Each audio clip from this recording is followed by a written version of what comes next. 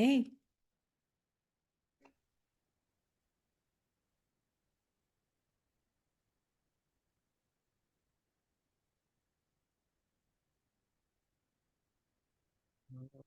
Good morning. Good morning, everybody. Good morning.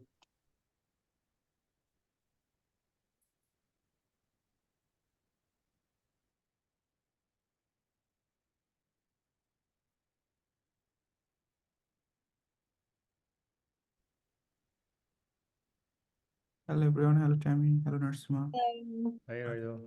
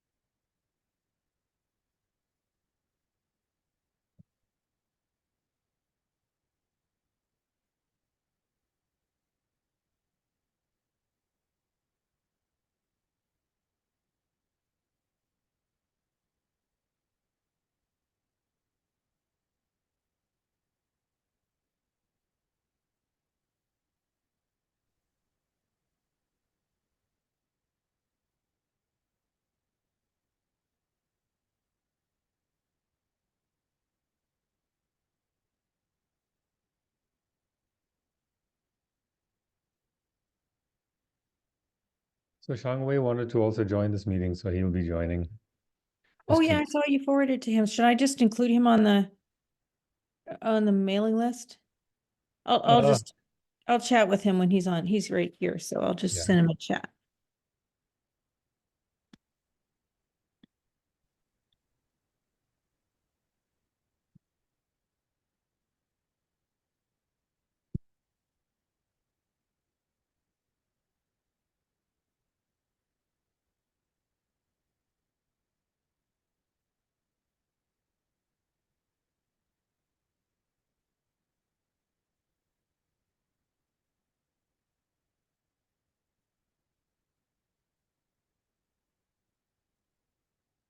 Morning, everyone.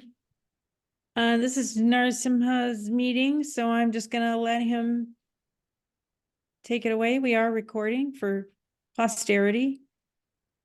I'm not sure any of my Hi. posterity care, but Hi, everyone. I wanted to take the opportunity to share with you where we are in terms of reviewing household decisions around heat pump adoption in the literature, in the social sciences, and in energy modeling. And you know, Tammy asked about getting to know you questions. I figure I'd like to get to know your questions that you have in my presentation. I'd like to get to know you through your questions for me.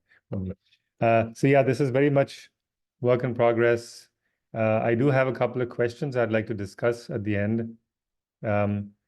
But I think things will come up right through, so please feel free to just interrupt. Rayeedul and I will take turns.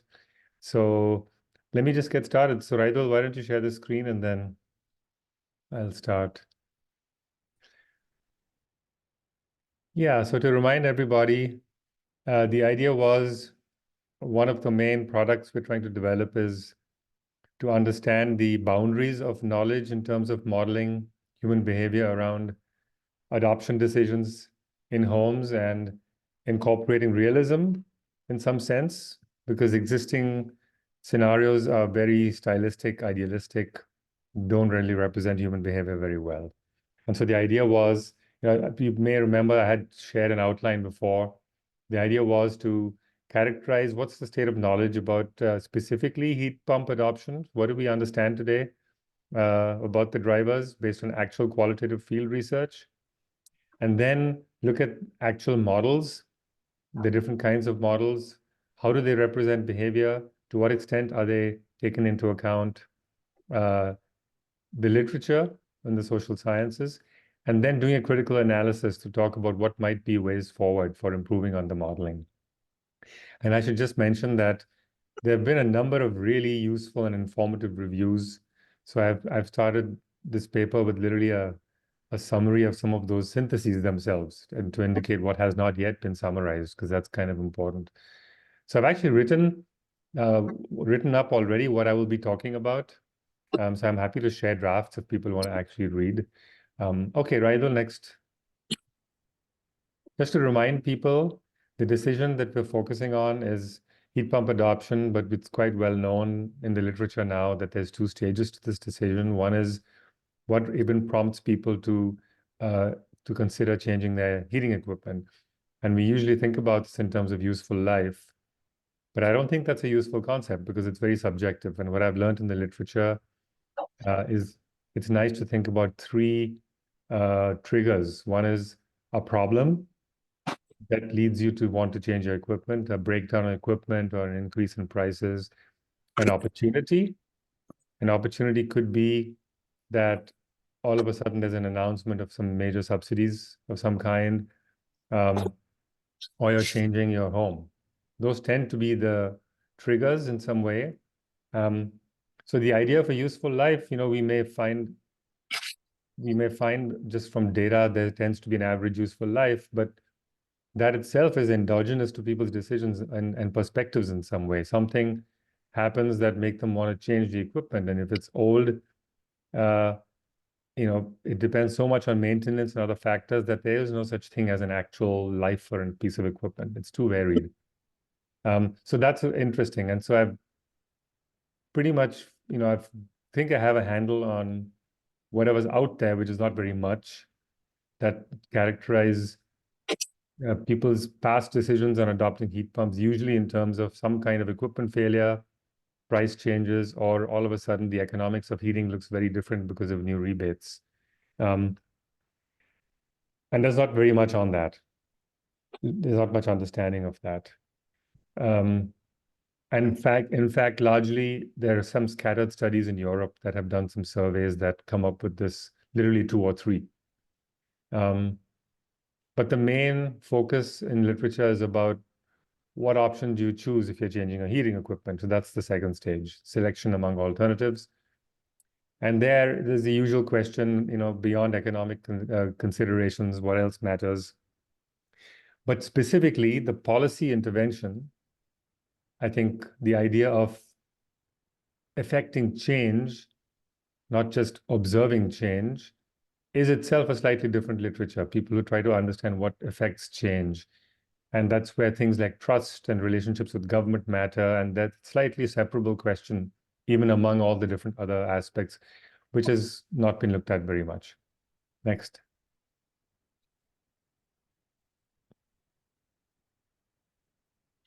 I'm looking at Allison's question in the chat. This is what I've been reading about with regards to heating equipment, but it's very logical to me as well that, if things are working fine, people are not counting years. And if something breaks down, it doesn't matter if it's 5 years old. So to me, it's really an endogenous question, and it depends a lot on how it's been used and I guess the quality of the product. Okay. Yeah. Go Yeah, ahead. I was thinking that it was a more generalizable like insight, but I just wanted to sort of verify that with what you were thinking. Yeah, that's my feeling. That's my feeling too. And maybe others have written about it like that, but I have not seen much in the heating equipment literature that is fleshing out this. I mean, there's, Shangwei and I have been looking at a report put out by the Lawrence Berkeley Labs that has just characterized the distribution of life for equipment in the US, and it shows quite a big distribution, but it shows different averages for different types of equipment, but they don't talk about what prompts those people to switch, right? That's how you define the useful life. So it kind of begs the question, what prompted the decision in the first place? Yeah, so just a couple thoughts on what the sources of information. I have not been as thorough here as Allison was in terms of, what keyword searches I used and how many articles and all that stuff. So I'm just being a little bit synthetic here in how I describe what be the sources of data I've used. So there's a set of studies that are field research. So they're actually trying to investigate adoption decisions, either from revealed preference or stated preference surveys.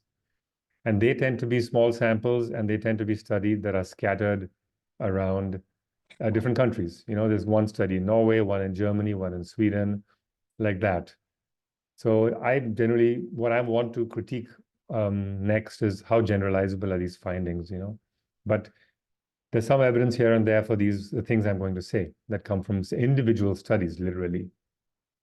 Okay, then, yeah, that's what I'm trying to do, Adam, is trying to organize the literature. Then the second category of articles are articles that are taking national sample surveys of some kind from different countries, and then doing statistical analyses.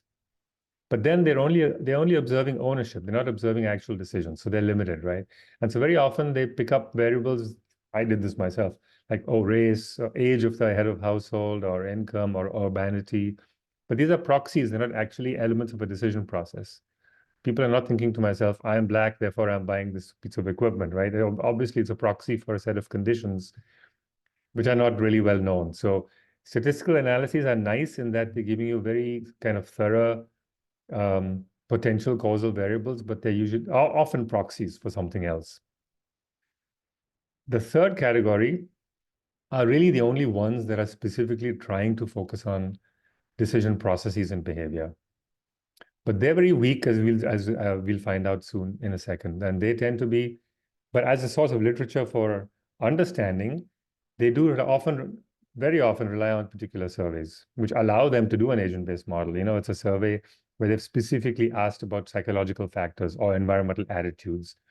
But then they're customized. They're customized because the researchers are interested in particular questions. So, they're focused on particular aspects of decisions, and every ABM study will have a different focus.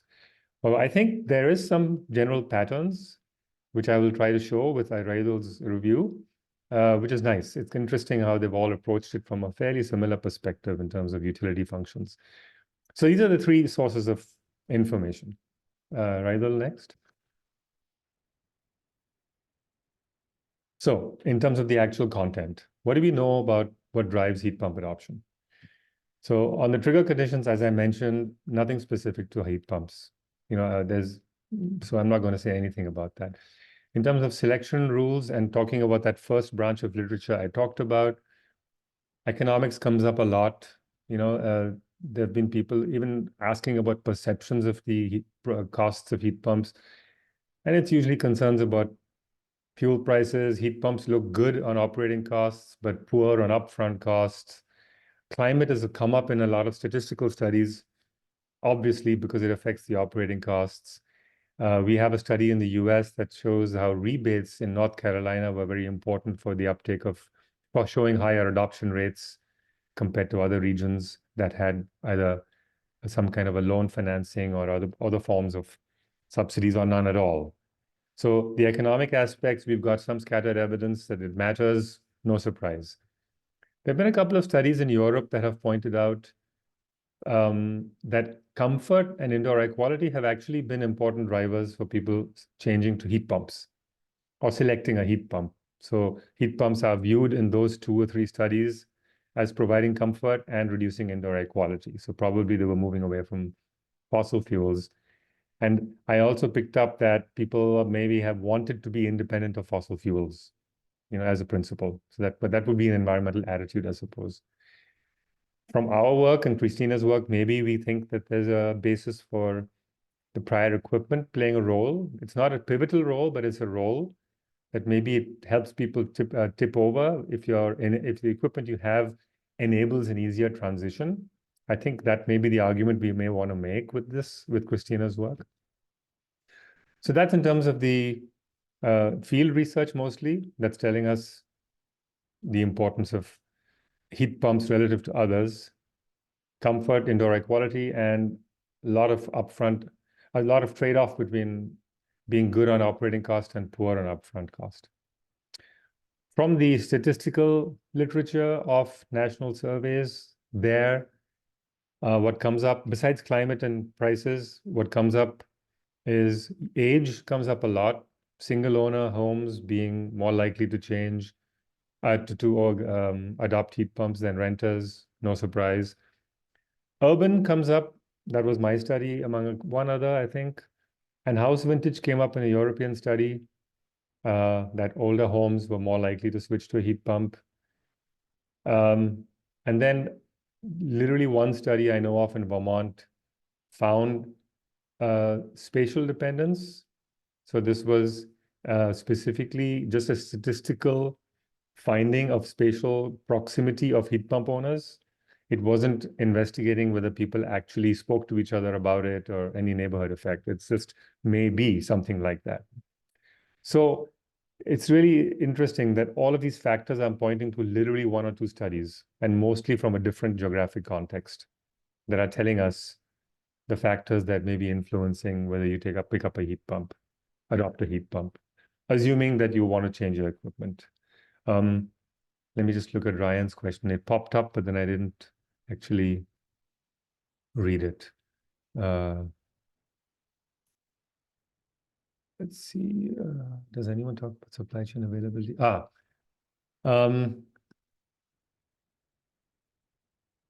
People have talked about supply chain availability in the literature, but separate from adoption decisions. I've not seen that at all in the context of adoption decisions. I think I vaguely remember one study talking about installer costs. But yeah, no, I haven't seen that. Okay, from the agent-based models, they're all trying to model some kind of interpeer effect, which is what necessitates the use of an agent-based model, and some kinds of psychological factors beyond economic, which Rayeedul will elaborate on. So they are much more useful in the sense that they're trying to pick up different motivations. So for example, intentions, maybe inertia because of the hassle, feelings of control. Anyway, Rayeedul will elaborate on this. So this is generally, literally what I've found that we know about what drives heat pump adoption. It's not very much, and it's very scattered. Next. So I'm just want to hand it over to Rayeedul to do the zoom in to the ABM literature. There's a handful of studies, literally, and then I'll come back to talking about models. Thanks, Rayeedul. Go take over. Thanks, Narasimha, and hello everyone. So my involvement with this review paper is mostly focused on how ABM is being applied to characterize decision-making process at household level, with focus on like heating system, how different technology is adopted at household level. So these are some of the criteria that we have used to identify the discussion thought process, like what are some of the behavioral process ABM usually adopts? What is the type of utility function this model use? What is the survey statistics? Like, for example, what is the sample size? What is the geographical location the study was based on? Being this is a modeling perspective, we also have to look into how those models are validated. And another factor, we looked into the interaction variable that Narasimha was talking about, which is kind of like a big contribution from the ABM literature, how those agent-to-agent interaction is being captured, what is the validity of this kind of thought process. So I'll be going over mostly on the like highlights, so a high-level discussion what we have got so far from the ABM focused literature on heating system adoption processes. So the most of the literature, although it's very limited, like we have seen only like 10 or 12 papers which have used ABM in this context. Most of the literature have used behavioral theories. Mostly they have used normal activation theory or theory of planned behavior. But the problem is that the variables that are assumed to capture that behavioral theories is arbitrarily, like they conduct survey with understanding that these are some of the variables or thought process or decision-making process we will like to assume to capture that decision-making process, and what would be the survey statistics to characterize that parameter. Like, for example, if you look at the theory of planned behavior, there is one thought of process like repetition, deliberation, imitation, and social comparison. But another literature which have used this TPP, but they have used the thought process being like attitude to control. So there is not one fits all type of model. So that's kind of like a lack of generalizability among this kind of application. The second one is the agent-to-agent interaction. This is a big part for our project too. We are envisioning to have a model that can capture interaction between 2 or 3 different types of agents. And the ABM literature does that too.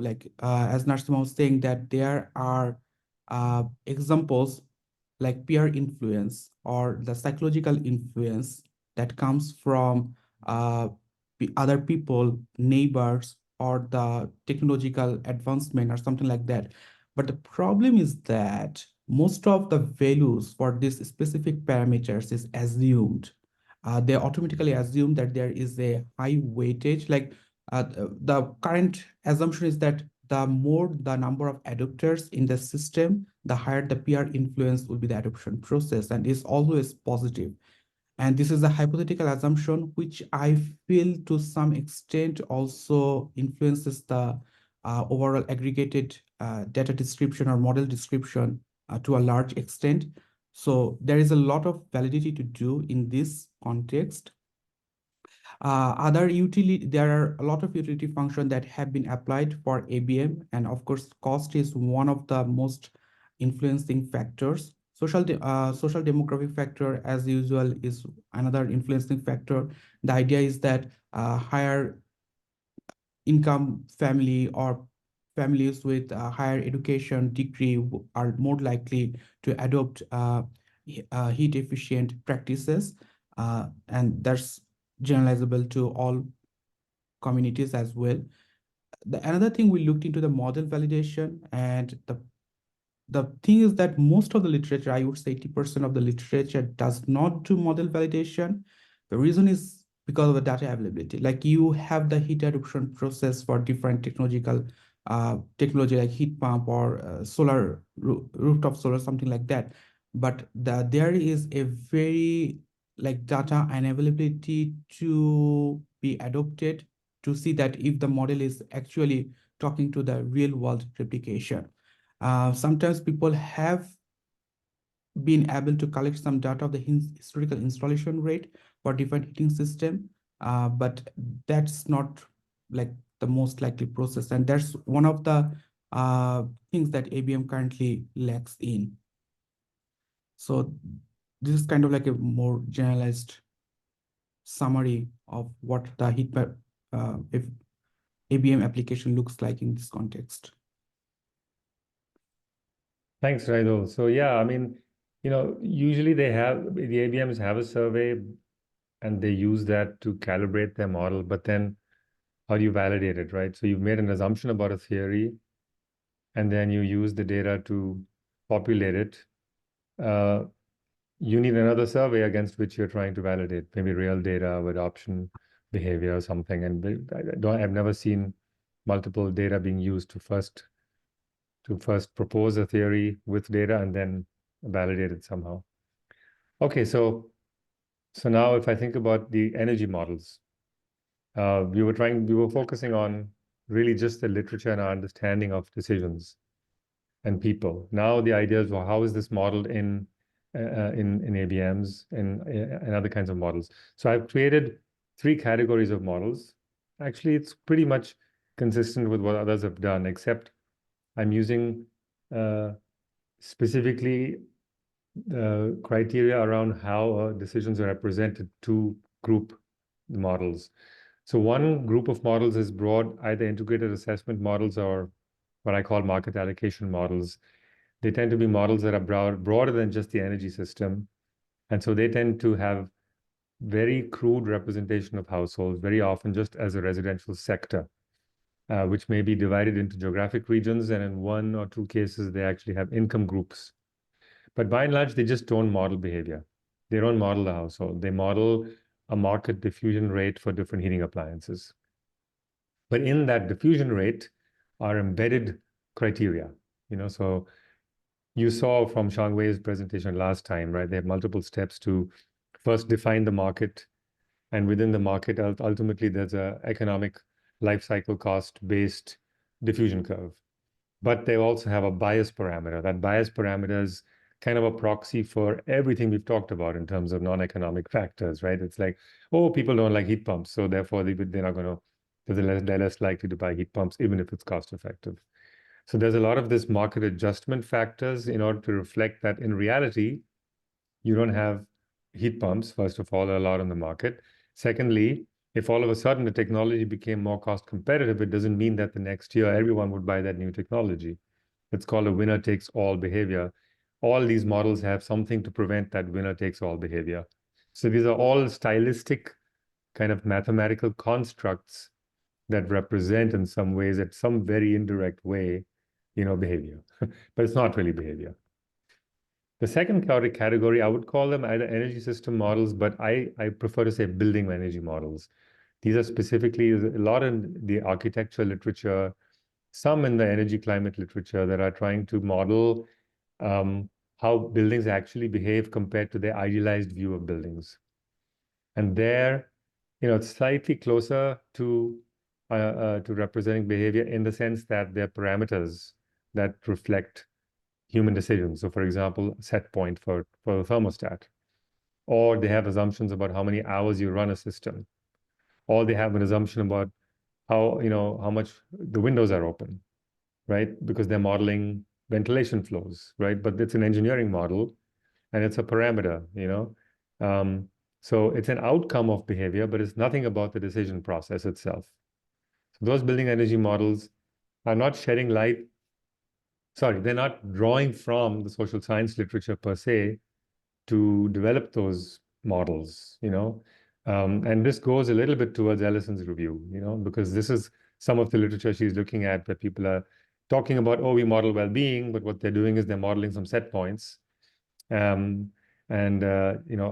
Yeah, so my view is that these models don't really incorporate any processes of decision making. And therefore, they don't really incorporate any of the insights from adoption behavior in the literature. They're representing outcomes, but those outcomes are kind of stylized. The only category of models that are trying to represent behavior, are the ABMs, as Rayeedul just described. So if we want to think about the next few decades and we want to produce more realistic projections of heat pump adoption, and we want to see how households respond to different policies, or we want to see how changing circumstances in the economy and in society are going to influence people's uptake, we have no means of doing that right now in the literature, in the modeling literature. So that's why the next phase of my work in this paper, I want to try and critique. So it's a little harder to think about what we should recommend. So I have some ideas for that, what would be, well, things that we are trying in our project would be examples. Some of the work that we're doing with Christina and with Shangwei, like poking around the edges and trying to see the effect of that.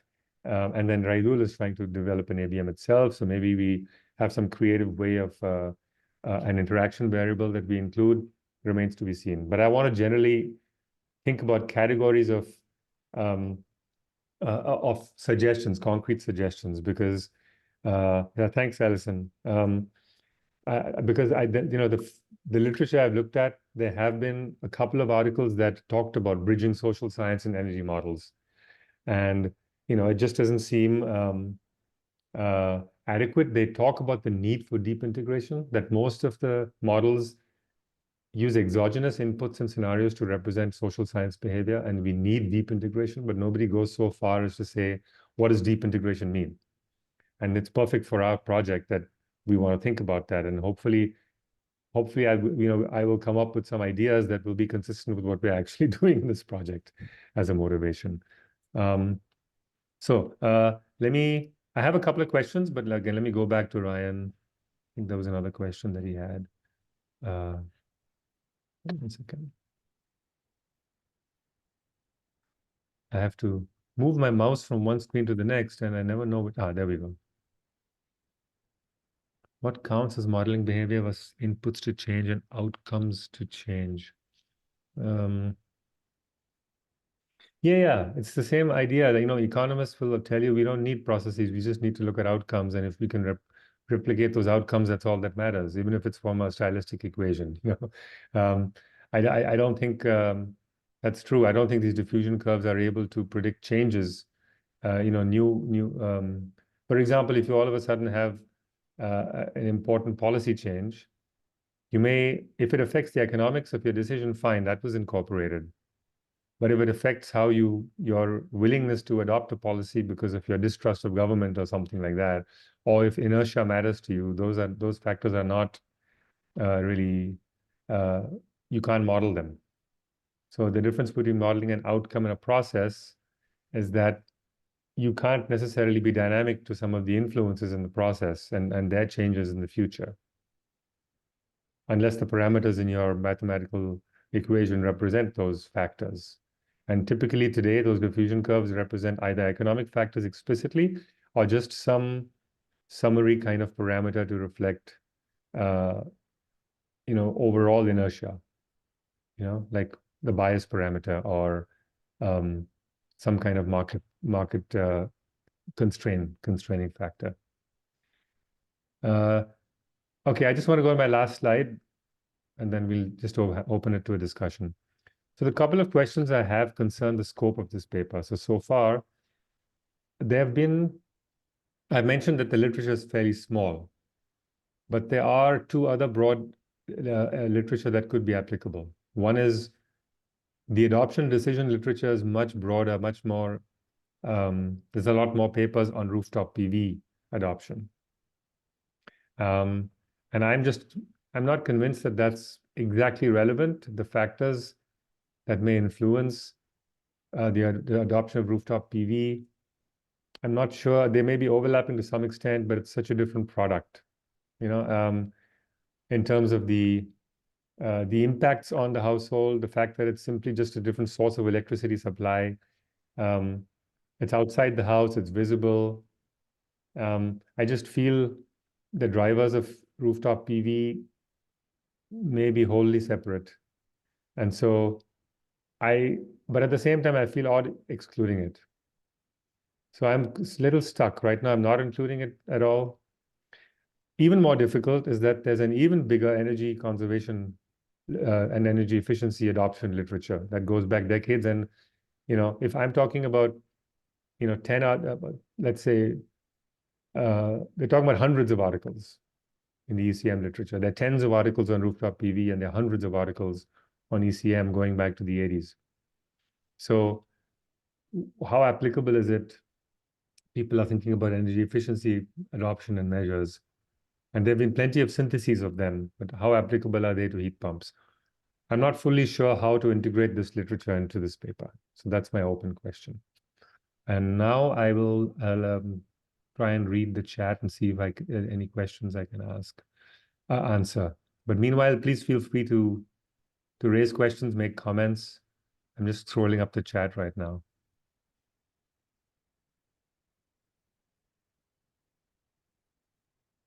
I have a question about the one of the slides on I believe it might have been maybe 4 or 5 back on theory. Maybe further than that. Yeah. So is my understanding correct that these are primarily the existing theories that have sought to explain why people will make these new adoptions within the home? Well, these are theories that the particular papers, people developing agent-based models for heating system adoption are using as kind of that's their prior, that these theories of behavior underlie the decisions of heat pump adoption or heating system change.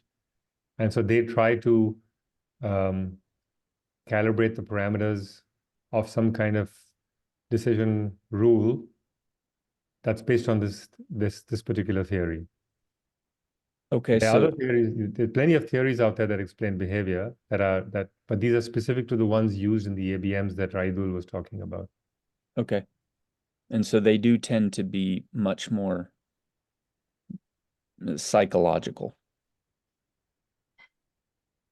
Yeah, they tend to Okay. be adding the psychological. They'll include an economic component, but they're almost always adding a psychological component and a peer effect component as well. Yeah. Okay.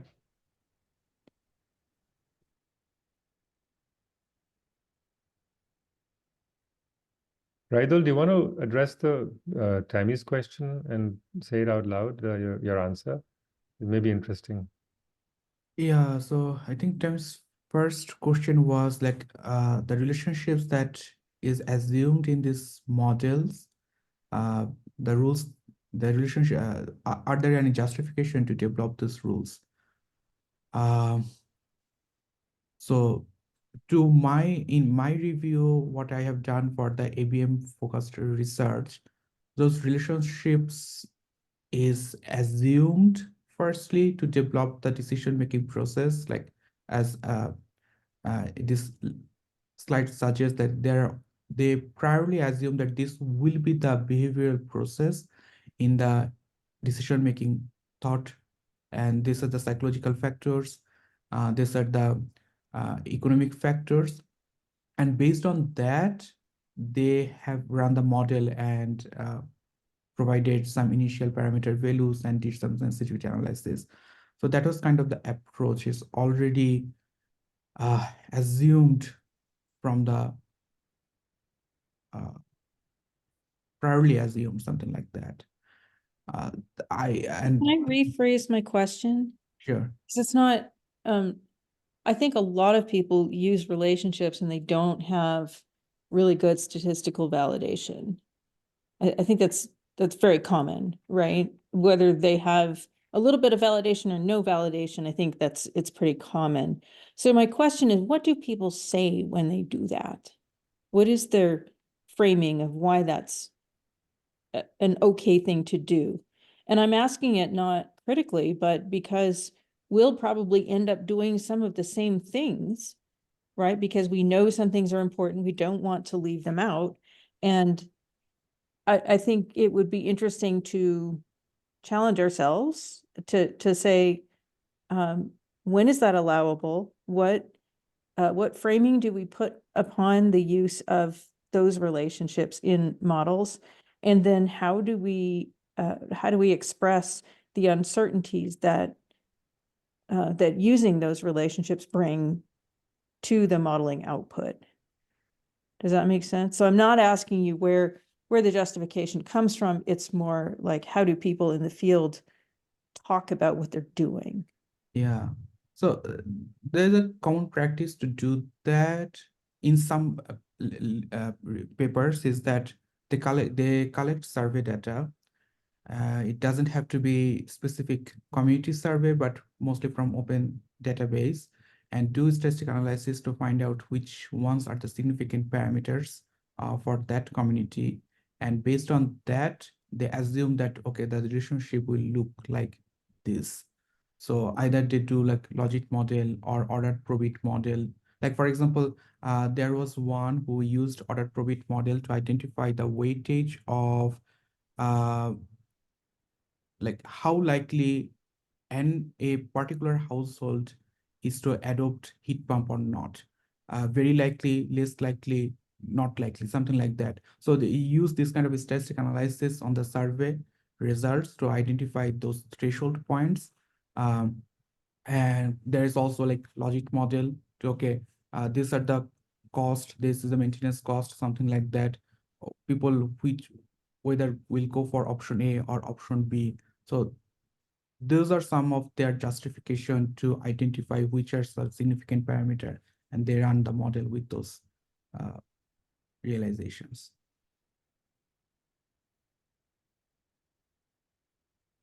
Does that answer your question to some extent?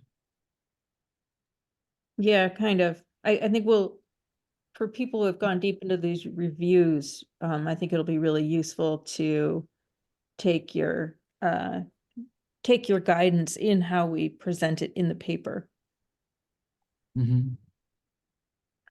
Yeah, I think this is a really important question you're discussing, Tammy and Rayeedul.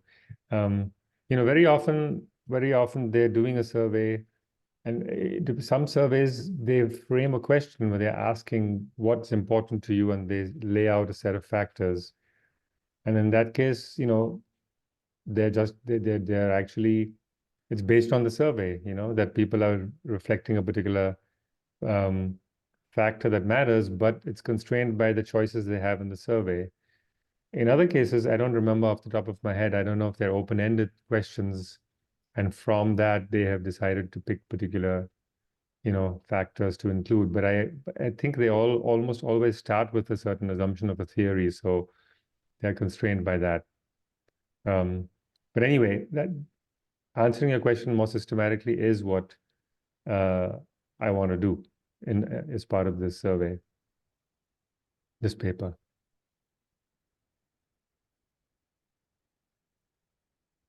So do you have any thoughts on the other literatures? Anybody have any thoughts on rooftop PV, is it applicability and energy efficiency or conservation measure adoption applicability? So I made a comment that there's a lot of the literature on solar PV adoption, on rooftop solar adoption, is sort of motivated by the idea that if more people in a neighborhood adopt solar, then that kind of shifts social norms, and solar starts to be seen as kind of normal and advantageous and kind of like just something that you would do, I guess, for lack of a better term, that social norms in the neighborhood kind of shift. The challenge, and I think we've mentioned this before, and I've talked about it with Ellison, is that heat pumps and a lot of energy efficiency measures are not probably as exciting, and they're definitely not as visible. They're not as I don't think the technologies are as well known. So I think there's questions about whether or not you would observe a similar shift in social norms based upon a technology that you can't see, that maybe is somewhat less iconic. But I think there's I don't think anyone's done this, but I think maybe someone has, but I think there's a fairly simple paper out there looking at spatial spillover in heat pump adoption. And if you don't see those similar spatial patterns, then it could be that there's not these kind of peer effects, social norm. There's a few different ways to kind of frame it, but I think they all kind of speak to the same idea. I'm not sure that anyone's done that analysis, but it's a very difficult question because the technologies are, in some ways, the way, at least I think the social or sociological aspects of the technologies, I think, are very different, even if they both are about sort of like energy use and energy efficiency and such.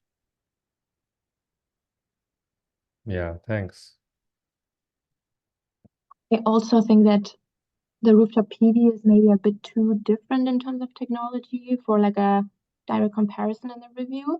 But the general retrofitting measures, I think, would be interesting also if people, like if that's kind of a trigger, if they do retrofits anyways, then they also install a heat pump, or if the decisions are similar, because it's kind of part of retrofitting. So you could phrase the whole review kind of as, how do people make retrofitting decisions, right? And I've seen some papers do that, and then they mostly talk about heat pumps at the end. Or yeah, sometimes they're a bit broader, but I think that's very much related, and probably more than with the PV, I would say. Yeah, that's a good point. I agree with you that the energy conservation measures are more related. And in fact, very often today, people will want you to do both together if it's going to improve the economics of the heat pump, because you then need a smaller heat pump. But I just haven't seen them together in the literature yet. It's a new phenomenon. But in my study with Miguel, we did find that houses with building insulation were more likely to adopt heat pumps, which confirms this, because maybe they needed a smaller heat pump. But what I'm saying is all of this literature that's not looking at heating equipment, that's looking at windows, general conservation behavior. There's a ton of literature on what makes people conserve energy, walk to work. I mean, turn the light bulb off. There's just millions of articles like that. and I just don't know what to do with them. Are they applicable or not? Yeah, I feel like they are a bit too far away because then it's also not so much adoption of a technology, but with the envelope retrofitting, I mean that would be interesting if the houses are like well insulated anyways, and that's why they adopt a heat pump, or if they do it together and then that becomes part of the decision. Right. Yeah. So I haven't seen really any studies that have actually explored that as a factor, that have actually asked households if that is a factor. Yeah, so I think it's easy to separate behavior from technology adoption, for sure.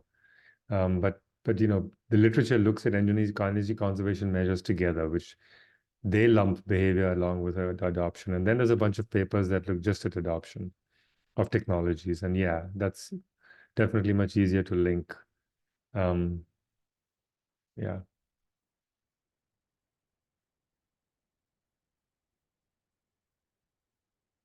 Well, that's useful. I mean, I think you're all kind of confirming my exclusion of this literature. I have to look more carefully at the ECM literature to look at the adoption studies in particular and see if they are useful. I have summarized them, so I do have that with me.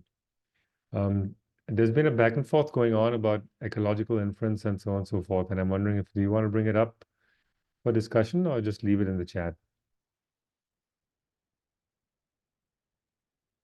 Yeah, I think that was so there Brian was just asking about I think he was, if I understand your question, was asking about partisanship or sort of political variables in adoption of rooftop solar. And I said there's a body of literature, but some of it also uses tract level data where like the percentage of Republican voters is compared against the say a rate or some kind of adjusted measure of the number of homes that have solar. And there's clear ecological inference problems there. I mean, I think the authors are aware of that. They're good studies. I'm not saying that they're fatally flawed or anything, but it's just a limitation of the data. So that's what we were sort of going on about. Yeah. Oh, yeah. I think to Tammy, to your question, I actually think that the data set we have is helping with some of that, because at least in the context of existing policy, which is doing tract level targeting without considering actual conditions, and we have household level data. But yeah, that's an important theme. Any other general questions or points, comments about what we are trying to do with? Yeah. I have a question on like how you deal with the scarce evidence, and it's so kind of spread across geographies. Do you intend to kind of put that into the phrasing of like how certain the evidence is, or do you like also with like revealed and stated kind of preferences evidence? You intend to distinguish, or like how applicable that is to other countries? It's so hard to tell. Like even within Europe, we usually say it's not really transferable to other countries. Yeah. And then, yeah, exactly. So the point I want to make is that these studies are not generalizable for some of the reasons you're mentioning. And I want to have a little paragraph or section on external validity, on generalizability, and talk about how these evidence are also scattered, that they don't give confidence for a national model to include factors, because 2 studies in France and Sweden said this, right? Why should a US national model for heat pump adoption all of a sudden put in indoor comfort because a Swedish and French study said it was important for adoption in their samples, right? And so that's one point, that the literature does not have generalizable results. So it's kind of a sympathetic to the modelers, but then calling for more data collection, more systematic data collection on behavior.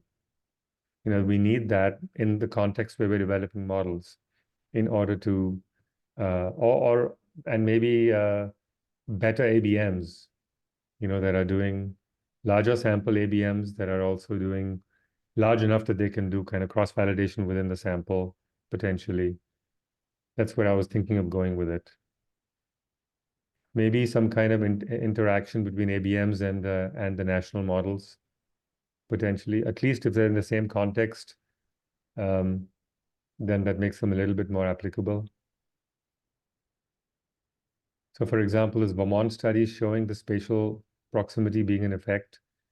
And we have a lot of evidence from other technologies like solar rooftop PV having a peer effect. Well, that certainly justifies a scenario that maybe we should do, to look at what would be the effect of there being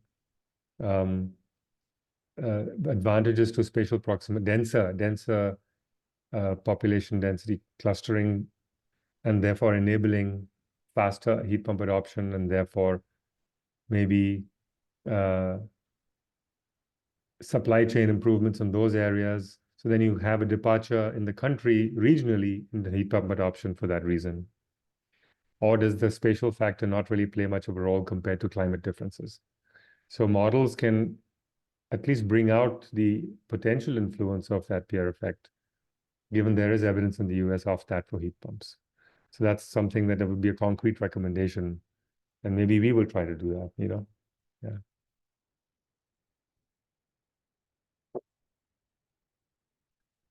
Yeah, like I Well- was thinking we could all do a team exercise on what do you think a good flow chart would look like, right? Like, so some findings in Europe are probably translatable, right? I do not believe that Americans are insensitive to thermal comfort. So, or particularly insensitive. But they may have a different perception of it. And so I think it's both unwise to throw everything out, but also unwise to include everything. And how do you pick your way among those, the possibilities, because nobody is going to do a study for every single area. Yeah, absolutely. That's the, that's the difficult decision we are grappling with in our work. But I think there still is scope to draw on literature to inform the models. So for example, I'm hoping Ellison's review will bring out a few factors in terms of how people think about well-being, and adaptive comfort. And that may help us think about different set points, and maybe set points for different types of different types of communities. So yeah. Yeah.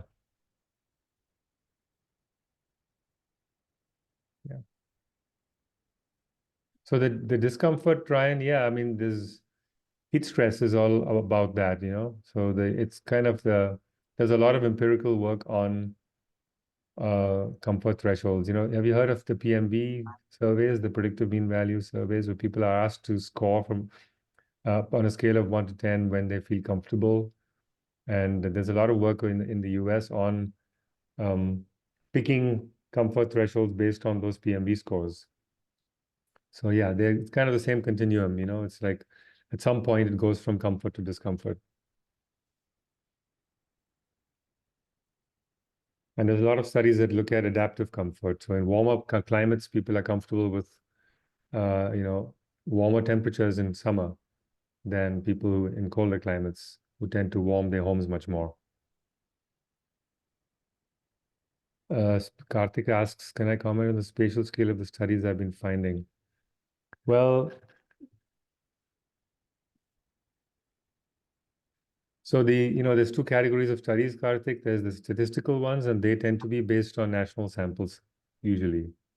The field studies, the first category of papers I talked about, they tend to be case studies within specific countries, and that spatial scope, the spatial scale there varies. It could be, it varies. Yeah, it could be a town. It could be just a sample by a researcher that based on a snowball sample. Or it even could be a national, like I know one UK study that actually used a national sample, but it's not a representative sample. They had some studies, some surveys that were done, and they created archetypes of consumer groups of households based on that survey. And it was not representative, and I was not convinced by that categorization,